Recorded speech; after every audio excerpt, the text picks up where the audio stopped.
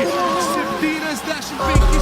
Ten jau turintis problemų atsirado, čia problemos jau rimčiausios. Brazdeikis perima